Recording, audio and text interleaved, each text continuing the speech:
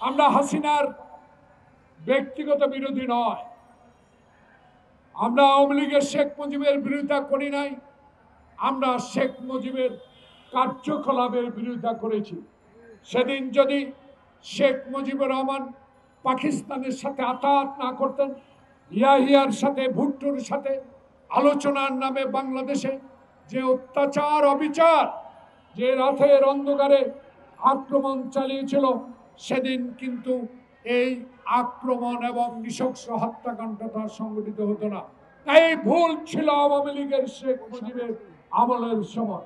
এলএমই certified বিশ্বসেরা কপারে তৈরি Walton cables, যা আপনার স্থাপনাকে রাখবে সব সময় নিরাপদ। সেদিন আমাদের মাওলানা আব্দুল হামিদ খান ভাসানী বলেছিলেন, আর না আলোচনা, পাকিস্তান পশ্চিম পাকিস্তানকে সালাম দিয়ে দাও, আসসালামু আলাইকুম। সেদিন কেন আসাম আব্দুর রব, আব্দুল কুদ্দুস মাখন, শাহজাহান সিরাজ, যারা বাংলাদেশের স্বাধীনতা বটতলা থেকে ঘোষণা করেছিলেন, সেদিন কেন শেখ মুজিবুর রহমান আলোচনার নামে বাংলাদেশের স্বাধীনতাকে দীর্ঘায়িত করেছিলেন? সে 1971 সালে সেদিন সেনাবাহিনী পশ্চিম পাকিস্তানের আমাদের উপর ঝাঁপিয়ে পড়ার পর একজন মহান নেতা,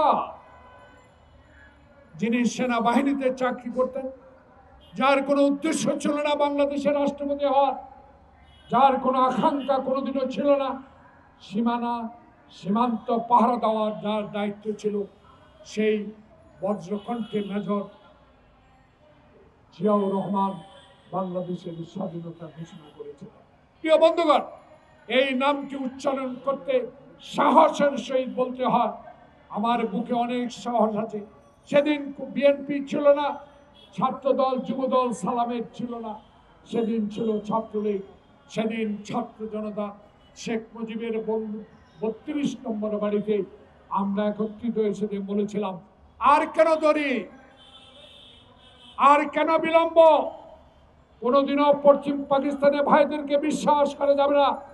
এরা চায় পূর্ব পাকিস্তানের 6 কোটি লোককে তারা শাসন করবে, শোষণ করবে। সেদিন আমাদের কথা উনি শুনলেন না।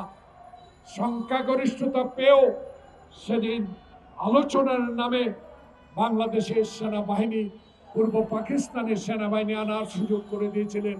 সম্পূর্ণ দোষ ছিল তখন আওয়ামী লীগ শেখ মুজিবের।